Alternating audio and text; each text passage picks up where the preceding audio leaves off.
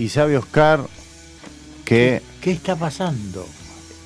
recién escuchábamos El Arriero interpretado por Divididos, Sí, pero es es un de... tema que ahí donde me gusta el rock.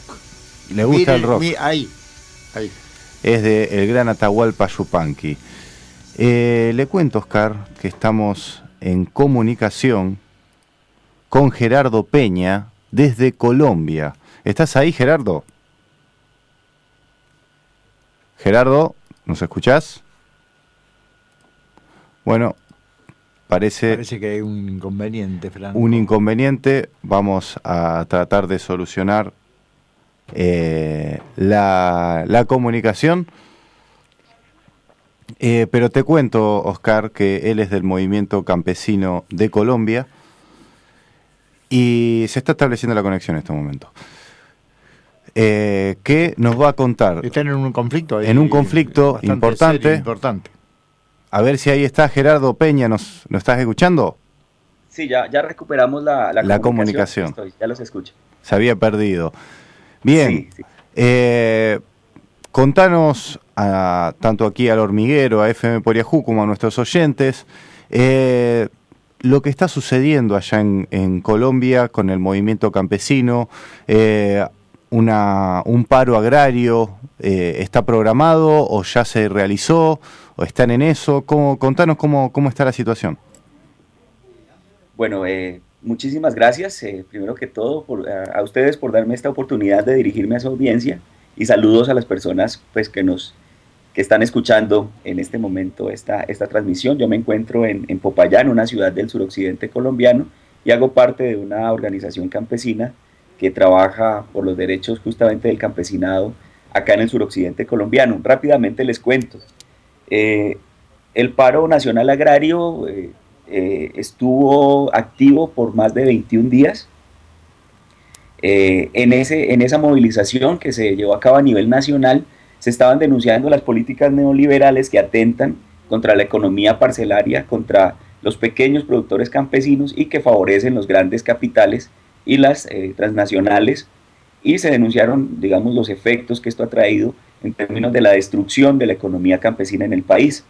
Tenemos que decir que la respuesta del gobierno a las movilizaciones, a los planteamientos, fue violenta, fue una respuesta violenta, marcada por el uso excesivo de la fuerza. Creo que en internet, en las redes sociales, se han difundido pruebas de la manera como el Escuadrón Móvil Antidisturbios respondió a los bloqueos campesinos, a las manifestaciones, a las marchas, y tenemos que denunciar lamentablemente un saldo desolador que incluye la pérdida de 12 vidas humanas. 12 personas fueron muertas en medio. Gerardo, ¿nos está escuchando? Se cortó. Se cortó la comunicación, vamos a volver a iniciarla. Bueno, terrible el dato que nos tiró, 21 días de paro, lo que nos contaba Gerardo allá en Colombia, reprimidos por las fuerzas policiales, 12 muertos. Y 12 muertos en este paro nacional. Estamos estableciendo otra vez la comunicación, pero bueno, realmente es algo que por lo menos a nosotros no nos había llegado la información y está pasando aquí cerquita. Sí, les contaba que además de estas 12 muertes hay 4 personas desaparecidas. 4 personas desaparecidas. 4 personas desaparecidas. Hay 660 casos denunciados de violaciones a los derechos humanos individuales y colectivos en todo el país. Tenemos 262 detenciones arbitrarias, hay 262 personas en la cárcel que están en procesos de judicialización. Es de resaltar que mientras se estaba desarrollando el paro nacional agrario fue detenido Uber Ballesteros, dirigente de una organización campesina a nivel nacional que se llama Fensuagro, y fue judicializado supuestamente por vínculos con grupos guerrilleros, y el cargo que tiene en este momento es rebelión y financiación de grupos terroristas. Tenemos además de eso 485 personas heridas, 21 de ellas con arma de fuego, 52 casos de hostigamientos y amenazas contra las manifestaciones y contra los líderes sociales, y 51 casos de ataques indiscriminados a la población civil en diferentes departamentos del país. Es de resaltar la retoma que hizo la fuerza pública en el corregimiento de Mojarras, en la vía panamericana que conecta Popayán con Quito. En esta vía se hizo un desalojo a sangre y fuego en donde resultaron 4 personas muertas, entre ellas un menor de edad, un niño, y pues muchas personas heridas con armas no convencionales. Entonces es lo que se está denunciando como saldo del paro, ¿no? Digamos, del uso excesivo de la fuerza por parte de la fuerza pública. Es terrible lo que nos está diciendo, Gerardo. No, te digo la verdad, no nos llegó para nada, ni siquiera en medios que cubren, hacen cobertura internacional, lo que nos está diciendo, digamos. Es realmente preocupante que esto no salga a la luz. Y te quería preguntar, ¿qué es la respuesta que dan los gobernantes, ¿no? ¿Cuáles son las respuestas con respecto a esta represión? Bueno, se acaba de cortar otra vez la comunicación, pero bueno, vamos a repasar mientras estamos realizando la conexión otra vez. 21 días de paro. La cantidad de violación a los derechos humanos, la cantidad de detenidos, de judicialización de las personas detenidas, un panorama muy denso, muy triste, ¿no, Franco? Estuve repasando los números, anotando aquí, 12 muertos, 4 desaparecidos, 262 personas presas, con presos políticos. Uno de los dirigentes de los movimientos que encabezaron, que es Uber Ballesteros, está judicializado con vínculos guerrilleros, 485 heridos. ¿Estás ahí, Gerardo? Parece que volvimos a comunicarnos. Sí, los escucho perfecto. Bien, lo que te estaba preguntando antes es qué respuestas dieron las autoridades, los gobernantes. Bueno, la respuesta que dan los gobernantes es realmente lamentable. Bueno, ante, digamos, estas situaciones de denuncia de violaciones a los derechos humanos, realmente el Ministerio de Defensa Nacional, que es en últimas quien asume el liderato de la fuerza policial y militar, respondió judicializando a las personas y publicando avisos en televisión en donde ha fotografiado a algunos líderes que participaron en las marchas o algunas personas que participaron en las manifestaciones, ofreciendo recompensas a quien dé información para su captura, ¿no? Realmente los medios han dado un manejo, los medios masivos han dado un manejo viciado de la información, y digamos que en este momento, con ocasión de la movilización, el gobierno nacional propuso un pacto agrario al que convocó a varios sectores de la vida nacional, principalmente, digamos, los ministros del gabinete y los gremios de la producción, y convocó a esa mesa que llamó el Pacto Nacional Agrario a los gremios de la producción. Estamos hablando de los gremios que agrupan a los grandes productores. Gerardo, bueno, recordamos que estamos hablando con Gerardo Peña de Popaya, en Colombia, donde se realizó una manifestación campesina de 21 días de paro por las desigualdades que hay obviamente con los grandes capitales, con los pequeños productores, y nos contaba sobre la respuesta de los gobernantes y que directamente como con pedido de captura a los que se estaban manifestando como si fueran terroristas, ¿no? Sí, por supuesto. Terrible. Ya estoy aquí nuevamente. Lamentablemente tenemos la comunicación por momentos, pero bueno, estamos tratando de llevarles la información lo más completa posible. Bueno, si hace falta comunicarnos 10 veces más, la verdad que hace falta, es totalmente necesario que haya algunas interrupciones, pero bueno, lo importante es que está llegando tu información. Nos estaba diciendo de lo propuesto por el gobierno, ¿no? Un pacto agrario, ¿no? Sí, en este momento hay una polémica entre las organizaciones que convocaron a la manifestación, que básicamente son las dos principales centrales digamos, de organizaciones campesinas del país y las principales organizaciones indígenas también que están apoyando la movilización. Las organizaciones sociales han propuesto como escenario una mesa que han llamado la mía, que significa Mesa de Interlocución y Acuerdo, en donde han convocado al gobierno nacional para hacer acuerdos que lleven a la solución de la crisis de la producción campesina en el país. Y el gobierno nacional propuso el Pacto Nacional Agrario, donde está sentado el gobierno con los grandes gremios. Entonces hay una especie de puja, porque el gobierno ha convocado a las organizaciones que se sienten en el Pacto Nacional Agrario. Lo que tememos las organizaciones campesinas es que en este... Gerardo, ¿nos escuchás? No, se ve que Qué se va lástima. cortando de alguna manera, pero se va cortando la llamada, pero bueno, vamos a seguir. Yo creo que vale la pena ir esperando, ¿no? Porque lo que nos está contando Gerardo es realmente valiosísimo como información, ¿no? Totalmente, totalmente. Gerardo, ¿estás ahí? Sí, ya regresé. Sí. Bueno, nos estabas diciendo que las organizaciones sociales proponen la mesa de interlocución y acuerdo, y el gobierno nacional el Pacto Nacional Agrario. Y hay una puja entre estas dos instituciones o entre estos dos tipos de acuerdo. Sí, correcto.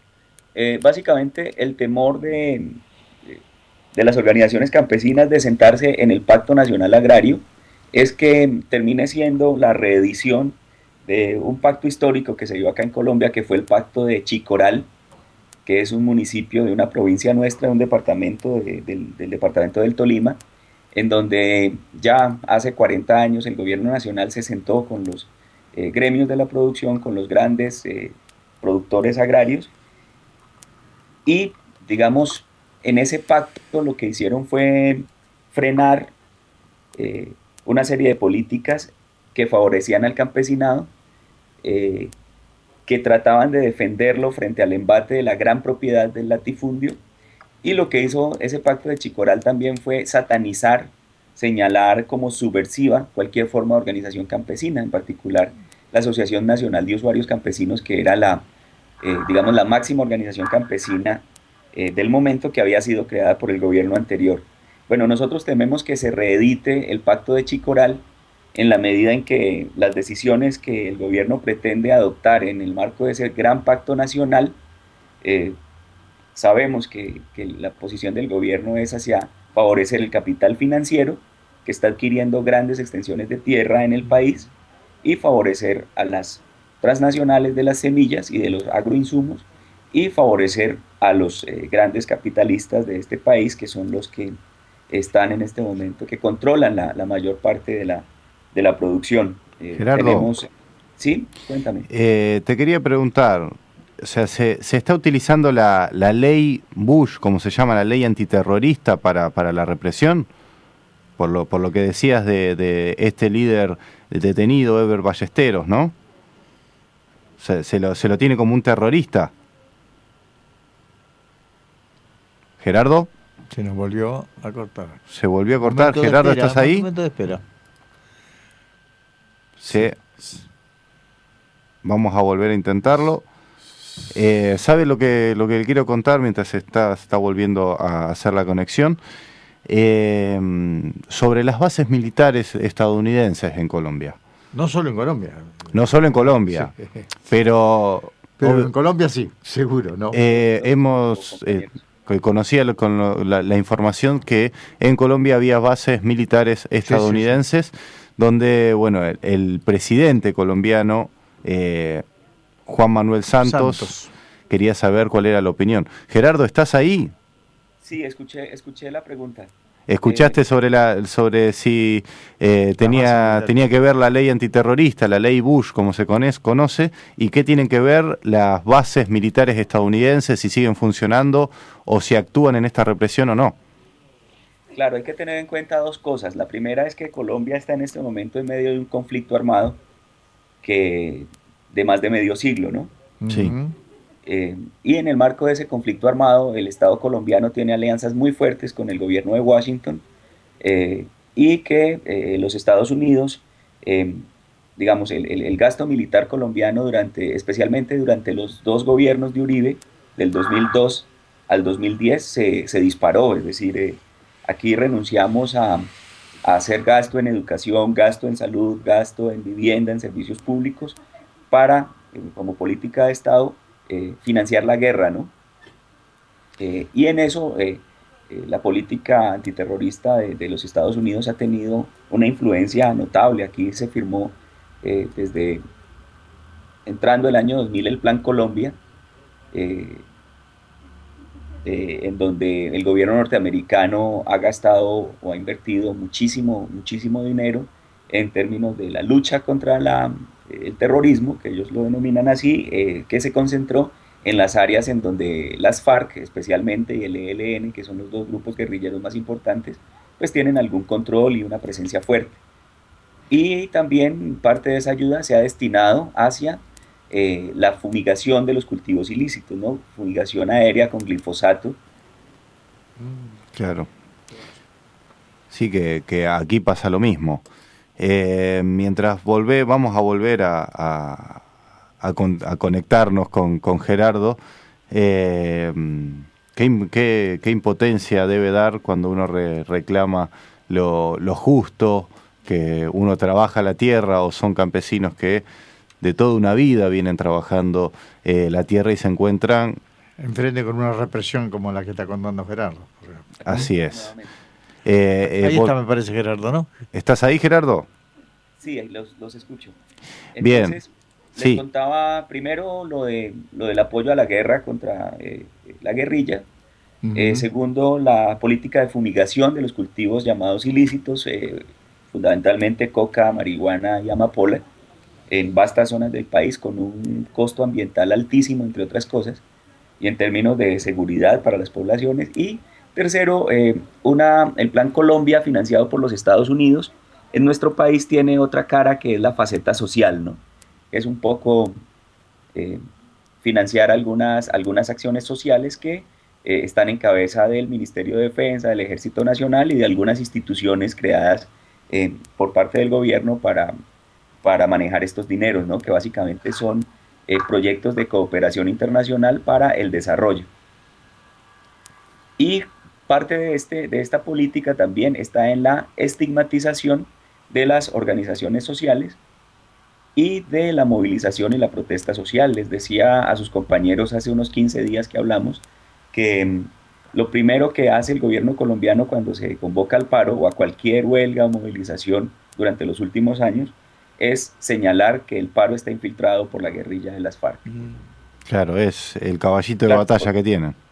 Con esto se justifica, primero digamos que a nivel popular se trata de deslegitimar las razones de la movilización, pero por otro lado, en caso de que se llegue a... Gerardo, bueno... Se nos va y viene. Se nos va y viene. No, pero vuelve bastante. Pero vuelve enseguida. Vuelve enseguida. Pero bueno, se ve que, como decía, desde hace medio siglo que la guerrilla está permanente. Claro, y esta estrategia de los gobiernos, que es muy común, no solo en Colombia, sino que le echan la culpa cuando hay un movimiento, hace una protesta, se le echa la culpa, en este caso de Colombia, a la guerrilla, por ejemplo. Claro. Ahí volvimos a hacer comunicación. ¿Estás ahí, Gerardo? Sí, entonces les contaba que todo esto también... Te quiero hacer una pregunta, Gerardo. Contra la movilización, contra la protesta social, ¿no? Porque, digamos, se muestra como una protesta infiltrada por la guerrilla, infiltrada por el terrorismo, desde el discurso oficial, y se justifica cualquier represión. Y lo que ustedes mencionaban, ¿no? El tema de las bases militares norteamericanas. Sabemos que hay instaladas más de 8 bases en Colombia, que son controladas por contratistas, y donde hay una fuerte presencia militar de los Estados Unidos, y que estas bases ejercen, digamos, un control sobre vastos territorios del país, y que realmente la opinión pública no sabe lo que pasa al interior de esas bases, ¿no?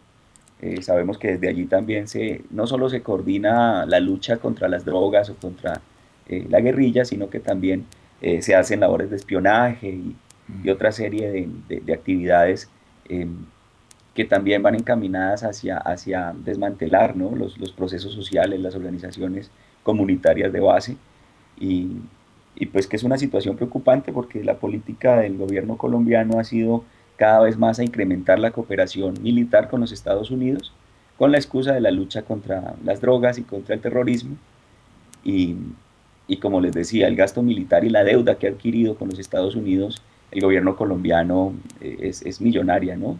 Creo que hace unos 10 años nuestra deuda externa era de 35.000 millones de dólares.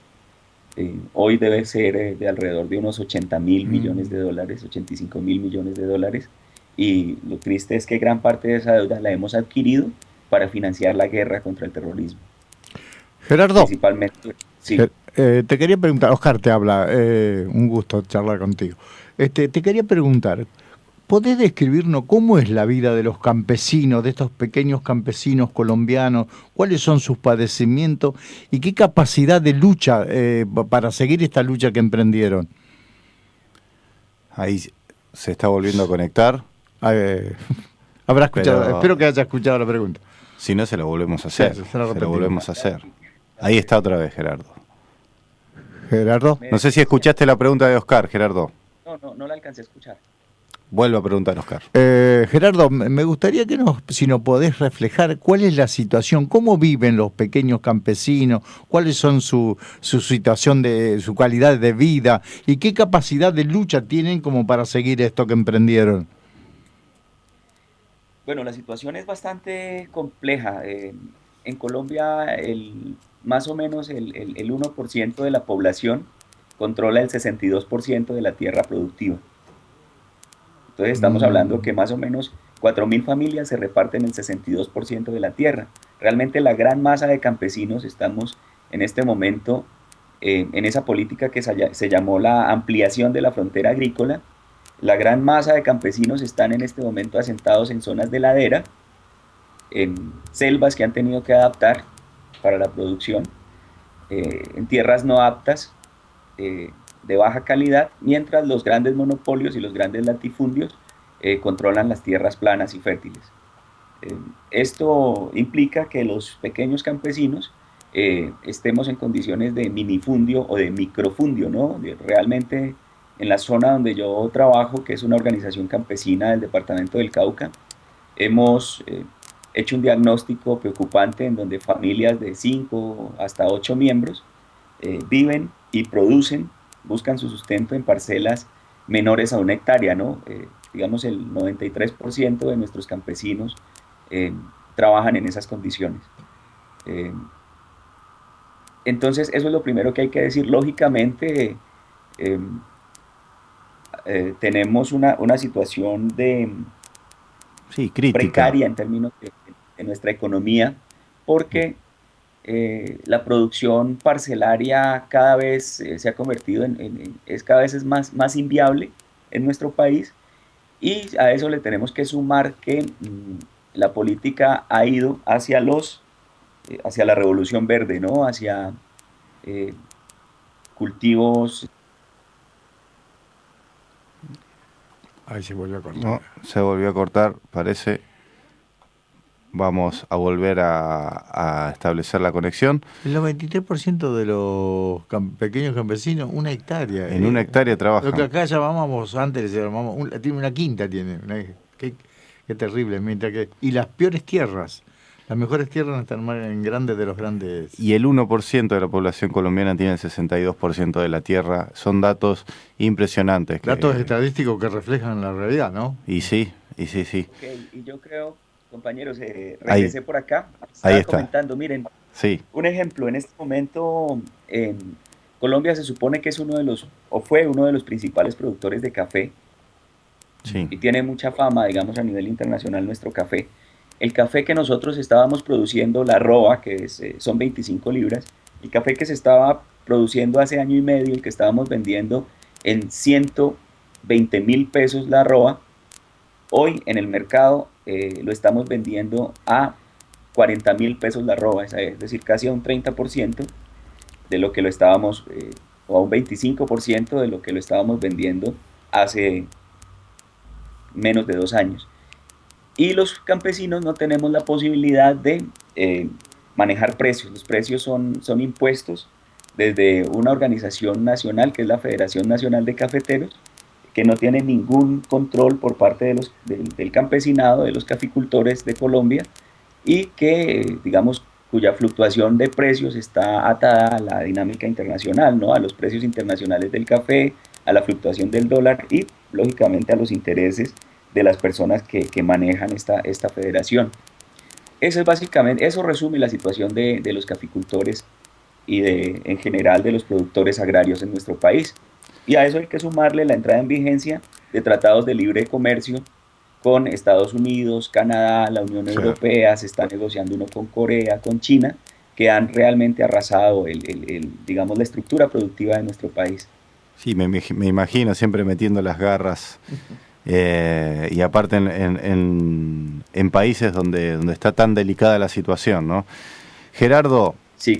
Quiero que nos cuentes qué es lo que viene, digamos. O sea, después de estos 21 días de paro, de tanta represión, de sangre derramada, de muchos presos políticos, ¿qué se habla en las organizaciones campesinas en lo que viene? Bueno, fortalecer estos procesos de unidad y de movilización es lo primero. En este momento están sentadas las organizaciones indígenas y campesinas concertando un pliego, digamos, un solo pliego y digamos unidad en las reivindicaciones y en las exigencias que se le están haciendo al gobierno nacional. Esto parece poco, pero digamos es un gran avance. En los últimos años no se había logrado que estas organizaciones se sentaran juntas a trabajar y a unificar sus criterios de lucha y de movilización. Entonces eso es lo primero. Lo segundo es que el 19, pasado mañana, empieza con el gobierno nacional una nueva ronda de negociaciones en donde las organizaciones están reivindicando 6 puntos importantes, ¿no? Que es la protección a la economía campesina, buscando precios de sustentación para los principales productos agrícolas de Colombia, buscando que el Estado reconozca territorios campesinos, que es una ley nacional, que es la ley 160 de 1994, que da la posibilidad de crear zonas de reserva campesina. Entonces la idea es que a esta ley, que ha sido en parte letra muerta, se le dé aplicabilidad y que el Estado reconozca la territorialidad de las comunidades campesinas. Hay unas demandas en cuanto a gran minería, que también gran parte del territorio colombiano pretende el gobierno entregarlo a transnacionales mineras para la explotación de diferentes minerales que el gobierno considera estratégicos. Y en términos de participación política, se busca también que haya garantías reales y democráticas para que nuestras organizaciones puedan acceder a espacios de decisión. Es básicamente esa la propuesta. Y se acaba de concluir en Bogotá una cumbre nacional agraria donde estuvieron sentadas las principales organizaciones del país. Se ha sacado un pliego de negociaciones y la idea es pasado mañana, iniciar la negociación con el gobierno colombiano, precisamente aquí en la ciudad de Popayán, con la presencia de funcionarios de alto nivel del gobierno colombiano, y pues estaremos atentos al desarrollo de esa mesa de negociación. Vamos a estar siguiendo en contacto, vamos a estar viendo qué es lo que sucede. Esperemos que esta ronda de negociaciones que va a suceder pasado mañana sea el primer paso para que, bueno, los derechos humanos y de los trabajadores de la tierra, que son tan importantes para el desarrollo de un país, sean totalmente respetados. Gerardo, te mandamos un fuerte abrazo, muchísima fuerza, porque me imagino que no la deben estar pasando nada bien con todo lo sucedido. Y como decimos aquí en El Hormiguero, un choque de antenas y mucha fuerza para allá, para todos los hermanos colombianos. Bueno, muchísimas gracias a ustedes, un fuerte abrazo para todos, un abrazo a la audiencia que ha seguido esta transmisión, y bueno, pues estaremos gustosos de atender cualquiera de sus llamados. Para nosotros es muy importante fortalecer la comunicación popular, también poner estos medios al servicio de la transformación social, de esos cambios que todos y todas queremos y necesitamos. Mil gracias y un fuerte abrazo. Acordate, Gerardo, que lo vamos a estar también difundiendo en las redes sociales. Esto va a pasar a un video y se va a difundir para que toda la gente, todos nuestros oyentes y contactos sepan la realidad de lo que está sucediendo con los hermanos colombianos. Un choque de antenas y mucha fuerza.